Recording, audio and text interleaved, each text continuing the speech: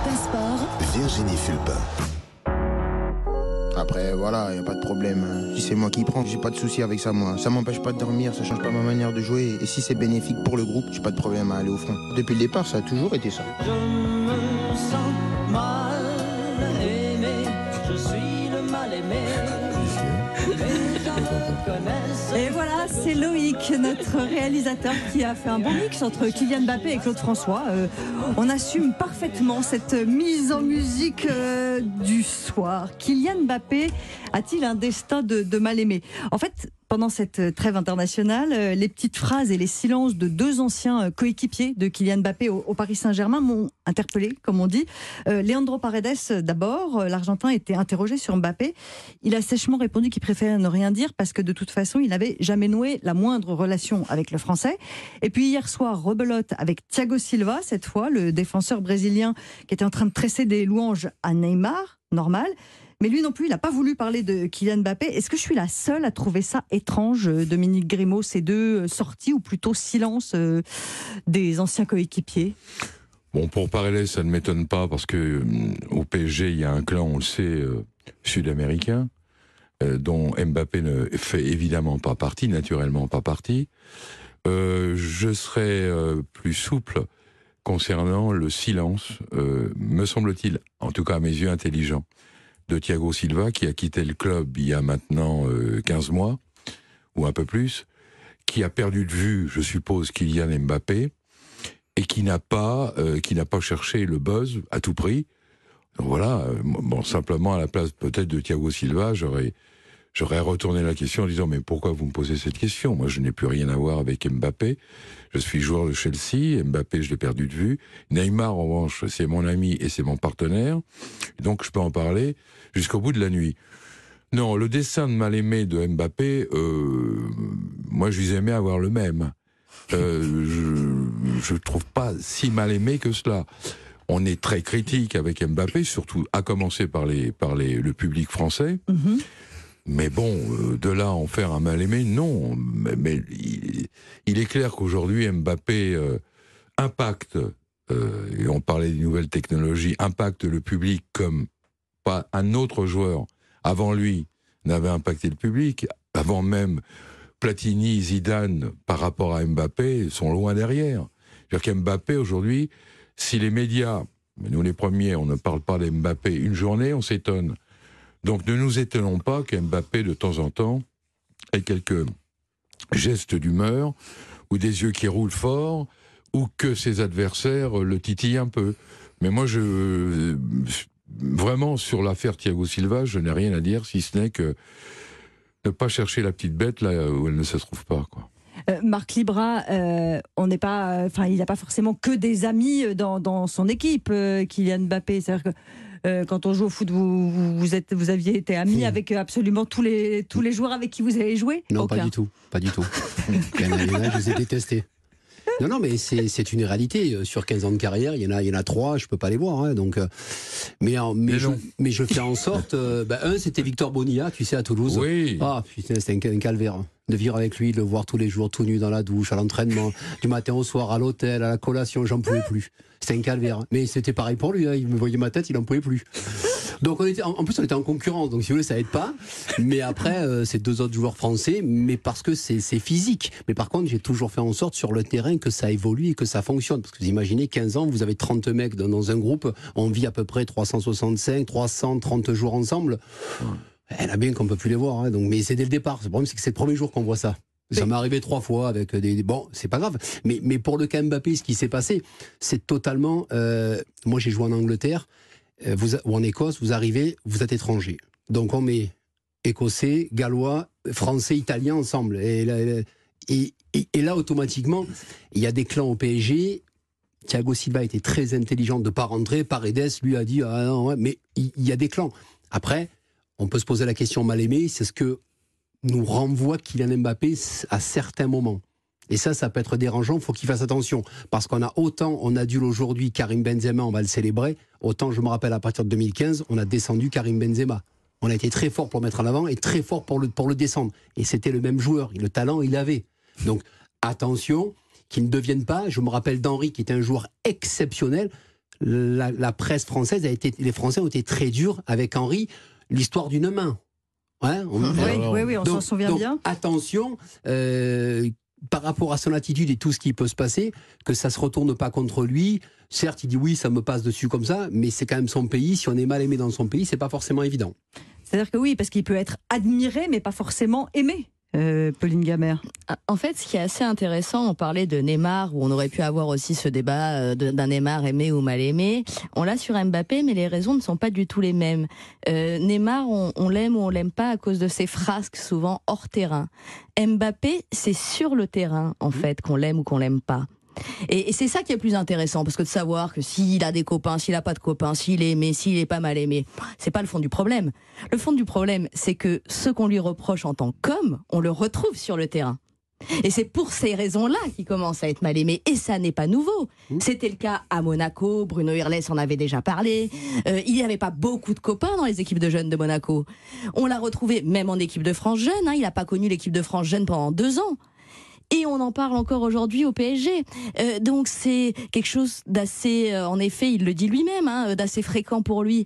Mais ce côté un peu arrogant, un petit peu égoïste sur le terrain, c'est une histoire ancienne, j'ai envie de dire, dont on parle beaucoup maintenant parce qu'on parle au gré du vent et des résultats. On n'en parlait pas du tout l'année dernière. Et l'année dernière, il était adulé quand il prolonge. Mais ce qui est intéressant, c'est qu'en effet, on parle de l'humain et de ce qui rejaillit sur le terrain. Oui, parce que c'est ça, le fait qu'il soit soliste en dehors du terrain, après tout, enfin, c'est sa personnalité, pourquoi pas, mais est-ce que ça rejaillit sur le terrain, Juan José Dorado ? Alors, il a une forte personnalité, ça se voit sur le terrain, ça se voit en dehors du terrain. Et quand on a une forte personnalité, Marc, elle le sait mieux que moi, à l'intérieur d'un vestiaire, parfois ça ne passe pas. Et surtout un vestiaire comme celui du PSG. L'affaire de cet été avec sa prolongation à Paris fait aussi qu'une partie du vestiaire puisse avoir des doutes sur le pouvoir ou pas pouvoir des Mbappé et donc les met plus ou moins. Le penalty gate avec l'histoire de Neymar fait effectivement qu'à nouveau il y a une confrontation entre 2 grands joueurs et 2 tauliers du vestiaire de Paris. Et puis on a la sensation avec tout ce qui s'est passé cet été par rapport encore une fois à cette prolongation, qu'une partie du public, forcément, je vous parle de l'Espagne, n'aime plus Mbappé. À tel point qu'il y a toute une partie des supporters du Real Madrid qui, depuis plusieurs semaines, quand on a cru comprendre qu'il pouvait partir au bout des 2 ans du PSG, ont fait une pétition même pour qu'il ne vienne jamais au Real Madrid. Enfin, il a dit non. Voilà, donc, quoi, surtout, il est passé d'être très aimé à être très mal aimé parce que sa forte personnalité fait que tu es pour ou tu es contre. Et de plus en plus, on peut retrouver effectivement des supporters et donc des compagnons de vestiaire qui ont du mal à vivre ou à comprendre Kylian Mbappé. Je suis pas sûr, Juan, que ce soit le cas de Florentino Pérez. Je ne crois pas qu'il ait fermé la porte à Kylian Mbappé, me semble-t-il. Hein. Mais Florentino Pérez a été obligé de virer Mourinho, qui le voulait. Il a été obligé parce que les supporters n'en voulaient pas. Mais pour vous dire, effectivement, pour une secteur du public espagnol, c'est un mal-aimé, mais ça se passe aussi du côté du vestiaire. Et je me posais une question il y a quelques jours. Est-ce que le fait que Neymar soit physiquement, footballistiquement parlant, en pleine forme, n'a rien à voir avec le fait qu'il a retrouvé aussi un Messi avec qui il est très ami et qui est aussi en très bonne forme, qui est aussi apaisé dans le PSG. Et cette relation entre un Messi, un Neymar, voire un Ramos, peut avoir en face quelqu'un qui vient troubler tout ça, qui s'appelle Mbappé. Avec le même objectif, le objectif commun étant la Coupe du Monde pour Neymar et Messi. Et pour Mbappé, naturellement. Aussi. Et pour Mbappé aussi. Mais moi, c'est ça. Enfin, je me demande toujours cette personnalité-là. Vous voyez ça rejaillir sur le terrain, vous, Dominique Grimaud. Enfin, est-ce que vous le voyez jouer trop seul, oublier trop les autres? Parce qu'il trace sa route, c'est normal. Mais qu'il soit égoïste, ça me paraît complètement normal. C'est son jeu qui demande ça, c'est son art, entre guillemets, qui demande ça. Il a besoin d'être égoïste. Un attaquant, tous les grands attaquants de l'histoire sont des égoïstes, ce qui ne nous empêche pas d'ailleurs de jouer pour la collectivité, de jouer en équipe, tous les plus grands. Il y a un moment donné, il faut savoir être égoïste. Non, ce qui est terrible, c'est qu'on ne pardonne rien à Mbappé. C'est-à-dire qu'un échec, un face-à-face perdu, face à un gardien quel qu'il soit, On se dit, c'est plus le Mbappé, et d'un coup d'un seul, voilà, les critiques arrivent en flot, en masse, et voilà. Donc, il n'a pas le droit à la faute. Il n'a pas le droit à la faute. Mais c'est pour ça que je demandais s'il était condamné à être un mal-aimé, parce qu'on lui pardonne rien. Il est lui-même dans l'exigence, pour lui-même, et nous sommes, et le public, les médias sont extrêmement exigeants à son égard. Moi, je trouve que Kylian Mbappé a démarré à 17 ans en professionnel. Je vous dis, il a 23 ans, ça fait quand même 6 ans, il connaît très bien le niveau. Et lui-même le dit, j'accepte la critique, il accepte de recevoir ça. Donc il faut l'admettre, Et après, pour son équipe et ce qu'il représente, j'aime bien faire des parallèles. Ce que j'ai vécu avec de très grands joueurs. Mais ces très grands joueurs, ils m'ont fait gagner des titres. Ils m'ont fait gagner des points, des 3 points. Et ces joueurs-là, aujourd'hui, Mbappé, la finale de 2020, il est là, Mbappé. Les 2 plats du pied sur Neuer, il donne dans les bras. Donc, de revendiquer ça, j'ai pas besoin d'Mbappé pour la Ligue 1, en fait. Ou peut-être la saison passée avec le PSG qui était pas très bien, ou il y a 2 ans. Mais en fait, quand vous avez ce statut-là, mais c'est que ça soit en Ligue des Champions, vous devez leur mener 1 ou 2, 3 Coupes d'Europe. Vous devez leur ramener beaucoup plus. Et aujourd'hui, malheureusement, Mbappé a endossé ce rôle pour moi, qui n'est pas le sien. Alors, il se dit capable de l'endosser. Le problème, c'est qu'il pensait déjà pas que les deux allaient revenir à ce niveau-là. Parce que quand on lui vend, tu restes et Neymar, on va le mettre dehors. Ah ouais, l'autre, il me pique, ok, avec sa famille, ok, dès que je vais mettre en préparation, je vais arrêter un petit peu mes bêtises, et finalement, les deux se sont retrouvés, et c'est là où je retrouve mes camarades, les deux se sont retrouvés, et ils sont de très très bons footballeurs, on avait oublié qu'ils étaient aussi forts. Et lui, maintenant, ils sont dans une situation où, ah mince, moi je suis un jeune joueur de 23 ans, même si j'ai joué à très haut niveau, j'ai eu de la chance de jouer avec de très grands joueurs, mais j'ai besoin d'eux maintenant. Donc comment on fait? Donc c'est là le problème.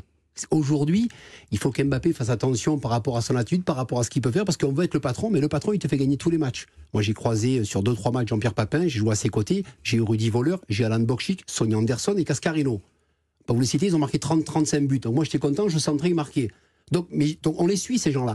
Si après, à l'arrivée en Ligue des Champions, au mois de mars, vous rentrez à la maison et vous jouez plus rien, il est bien gentil Mbappé, à un moment donné, ça peut énerver tout le monde. Dans le vestiaire, je parle dans le vestiaire, parce qu'on peut tout admettre, il peut avoir tous les droits. Par contre, fais-moi gagner les titres. Et pas que la Ligue 1, parce que la Ligue 1, j'en ai rien à faire. Fais-moi gagner la vraie coupe. Et là, pour l'instant, on se réfère à des actes importants. Ben non, ça fonctionne pas.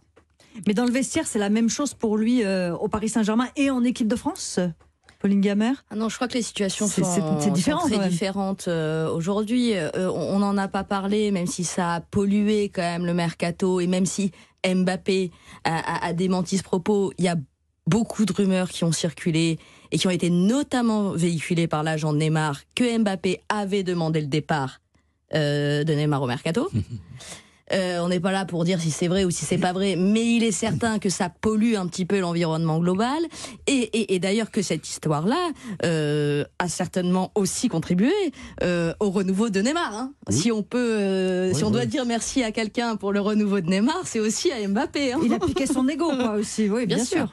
Les deux ont voulu montrer un petit peu qu'ils avaient une petite carrière derrière eux, une petite expérience, et qu'ils n'allaient pas devenir les sous-fifres de Mbappé. Maintenant, ce qu'on reproche quand même beaucoup, j'entends qu'on ne lui pardonne rien, mais quand vous voyez cette vidéo qui a beaucoup tourné, où il attaque de manière assez virulente Hakimi, qui lui donne pas des passes, Hakimi s'excuse, et Mbappé lui dit « Non mais ça suffit pas de s'excuser, il faut quand même donner des bons ballons ». Et que derrière, il a eu la possibilité à deux reprises de lui mettre une passe décisive évidente et qu'il ne le fait pas. Oui, on lui pardonne peut-être peu de choses, mais il l'a provoqué parce que c'est lui qui a ce comportement. Aujourd'hui, dans ce vestiaire, vous avez donc Neymar, Messi, Mbappé, Ramos.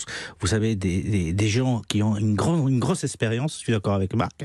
Ben, il faut montrer aussi, effectivement, qu'on mérite les statuts qu'on nous a donnés. Rappelez-vous que l'une des critiques qu'on a fait à Neymar, c'était le fait de ne pas avoir gagné une Coupe d'Europe avec le PSG. Quand on a payé 220 millions pour le faire venir et qu'il n'a pas été capable d'amener le PSG là où il fallait l'amener.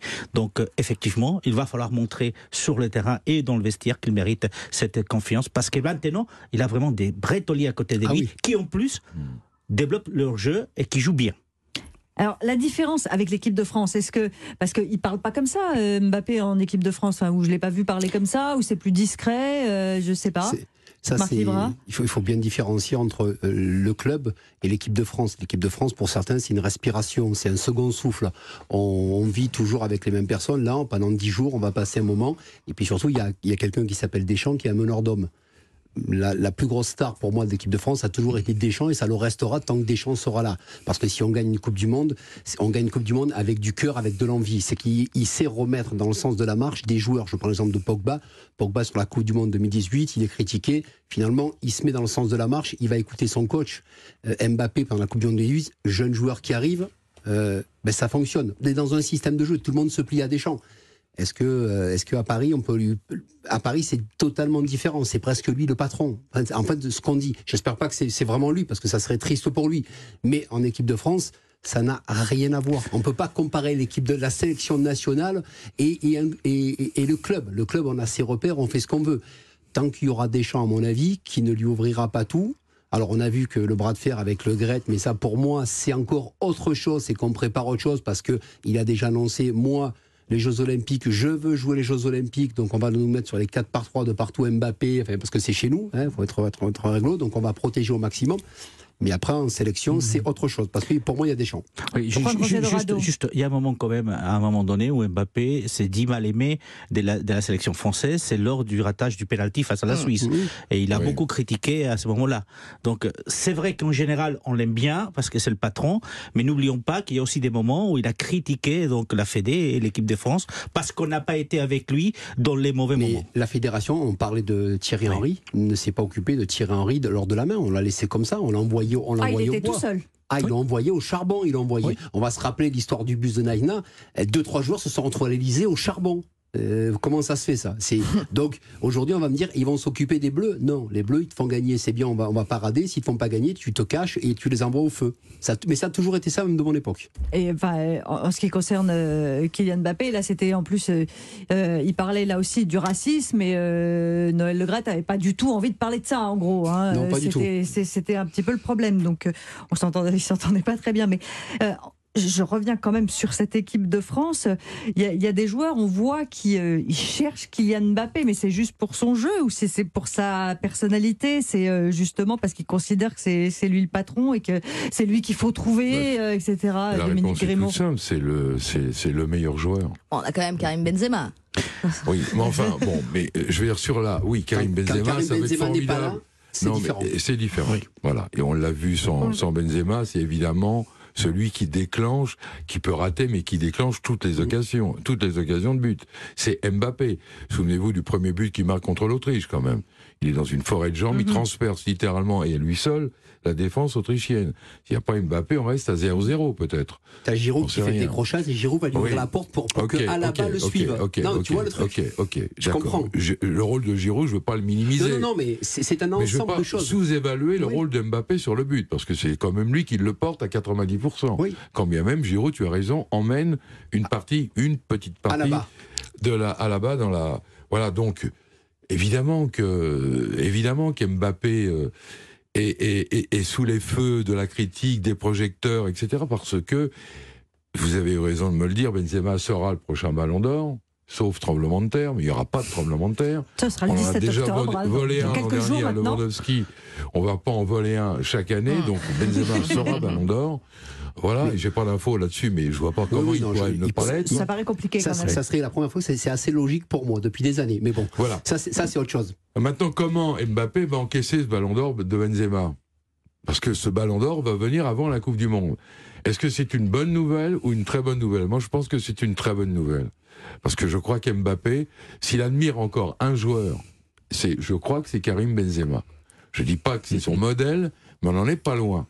D'ailleurs, on a vu la fusion, le fusionnel existant, mais complètement existant entre ces deux joueurs. Donc voilà. Et Dominique, tu parles de Benzema. Si c'est Giroud qui rate 4 occasions, 2 en première et 2 en seconde, où on le met Giroud le lendemain? Ah, Giroud, on le met chez lui. Voilà. On le met chez lui. On est d'accord. Non, mais on peut parler d'Mbappé parce qu'on l'a oublié, mais il y a eu une tension à une époque entre Giroud et Mbappé avant l'Euro. qui peut montrer, qui peut avoir. Et on quand a même tapé sur Giroud à l'époque. Et on a tapé sur Giroud. On n'a pas dit que c'était Mbappé. On est d'accord. Alors que ce qu'il nous dit, Giroud, c'est ce qui se passe aujourd'hui. Oui. Vous inquiétez pas, on reparlera de Kylian Mbappé, je vous le promets, je le sens bien. Oui. Merci à tous les quatre d'avoir participé à Europe 1 Sport. Merci Marc Libra, Merci. Pauline Gamère, Juan José Dorado et Dominique Grimaud. On Merci. se retrouve évidemment très vite. Nous, dans quelques petits instants, on va parler de la Coupe du Monde féminine de basket. France-Chine en quart de finale, c'est demain matin à 10h.